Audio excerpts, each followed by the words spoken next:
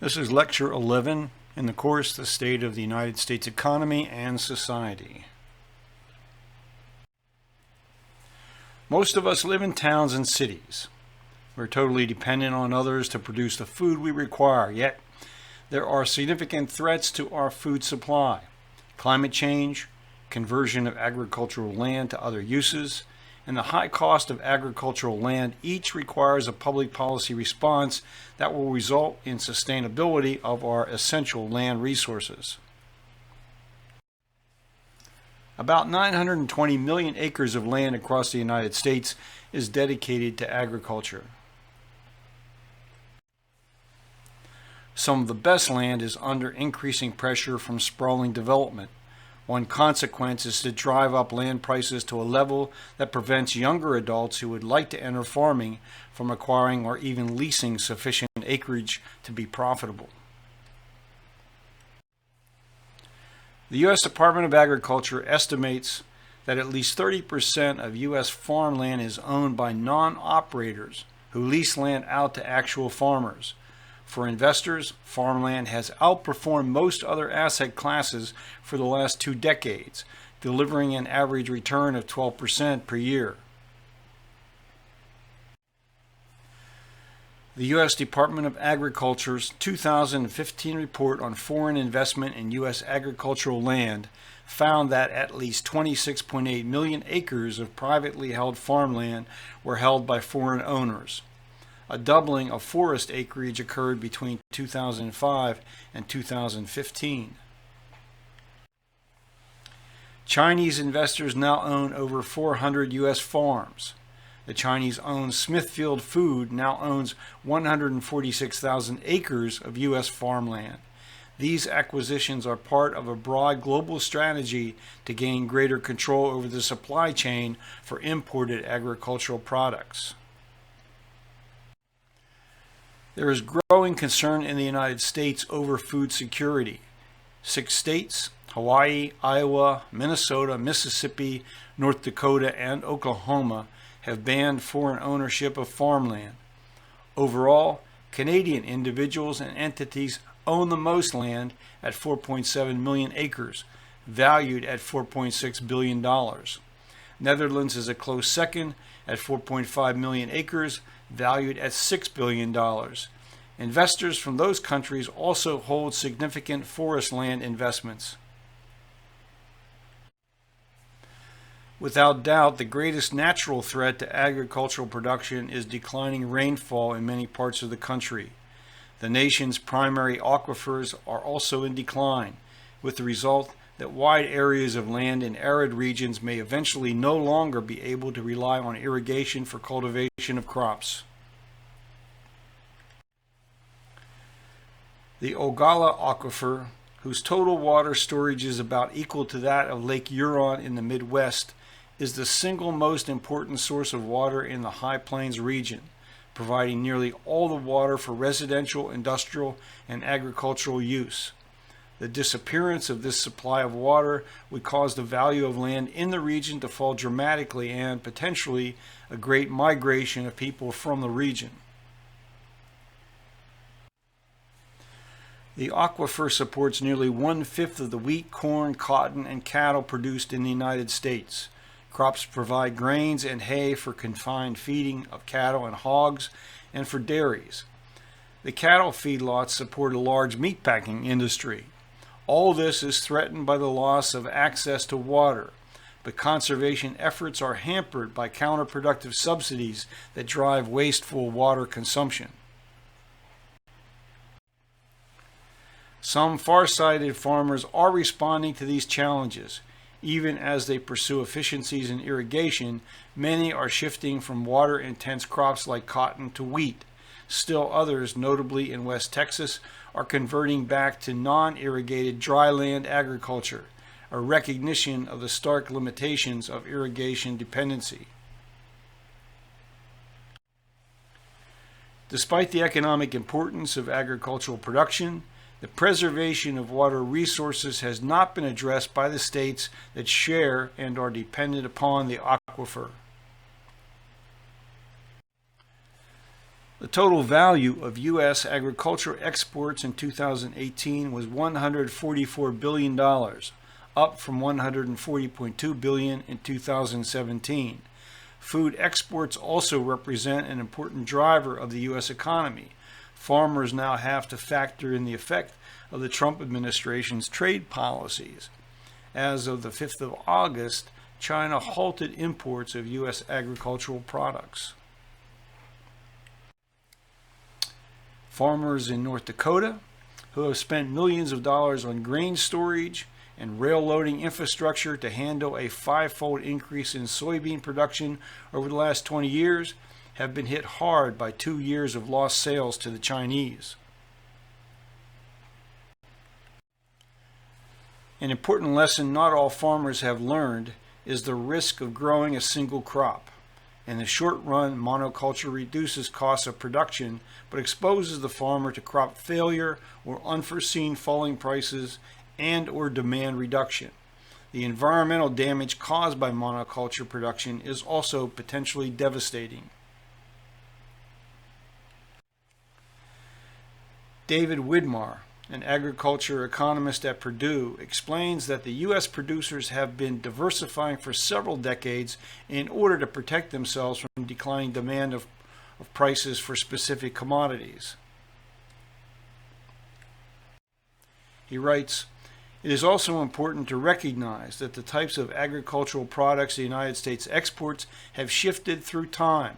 In the 1970s, a majority, 70% or more, of the value of ag exports were bulk exports. They were shipments of commodity wheat, corn, soybeans, etc. More recently, exports of consumer-oriented agricultural products have grown significantly. Those products, such as meats, dairy products, fruits, nuts, and prepared foods, accounted for 47% of the value of exports in 2017. Bulk exports accounted for half the value of exports in the 1970s.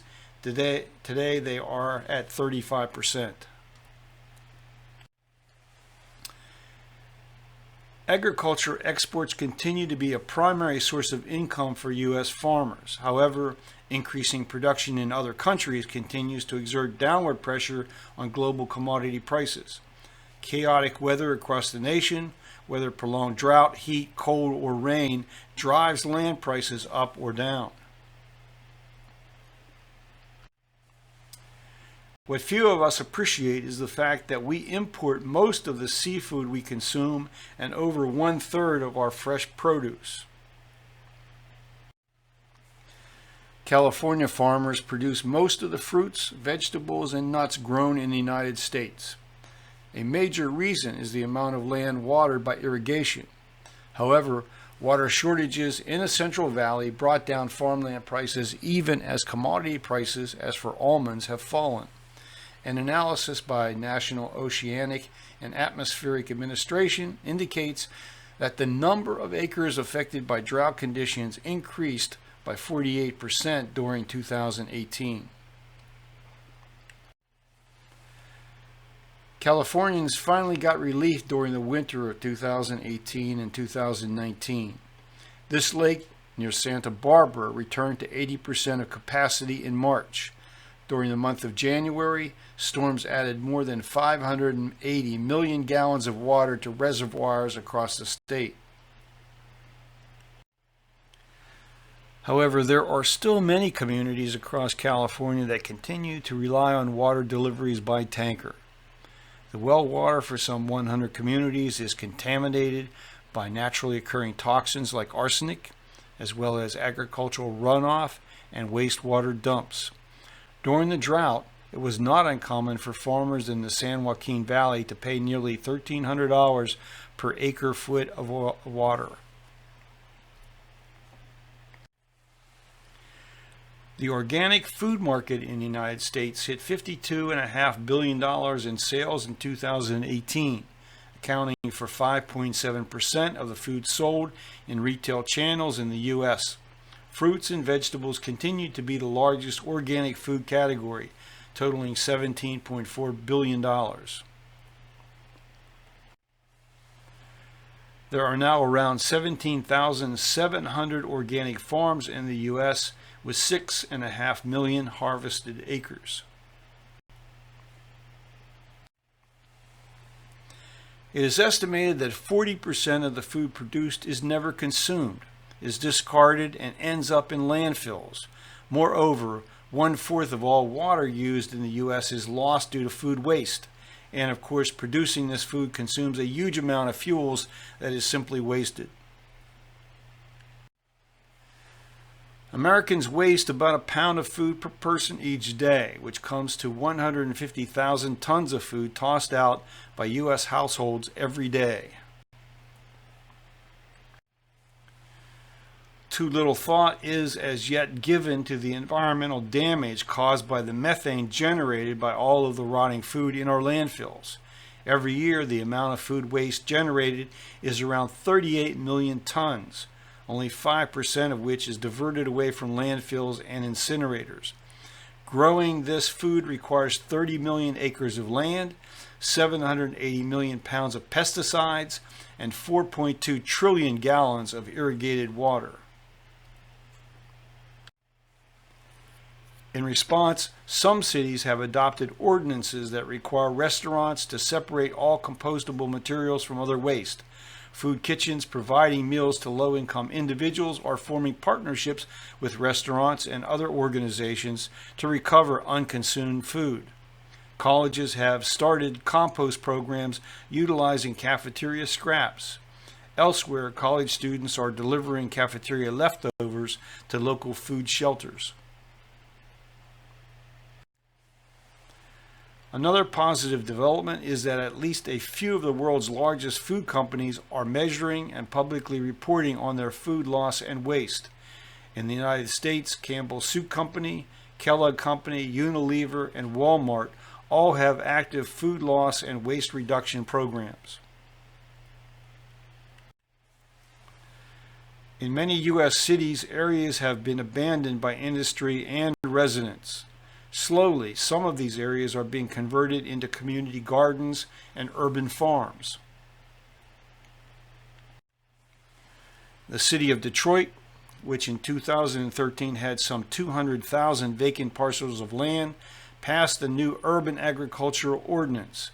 The result has been the creation of more than 1,350 community gardens.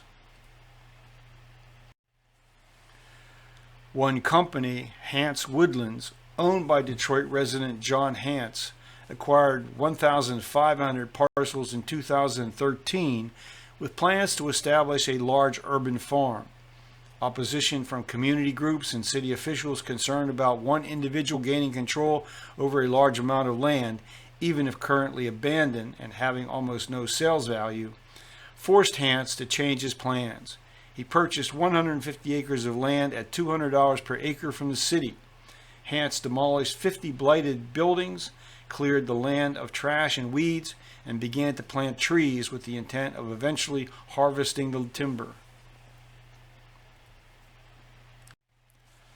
Another economically distressed northern city, Cleveland, is also undergoing a dramatic expansion of community gardens and urban farming. Even New York City has managed to cultivate vacant land. Brooklyn is home to a gigantic rooftop farm called Brooklyn Grange. We are a nation that relies heavily on borrowing to acquire much of what we purchase and consume.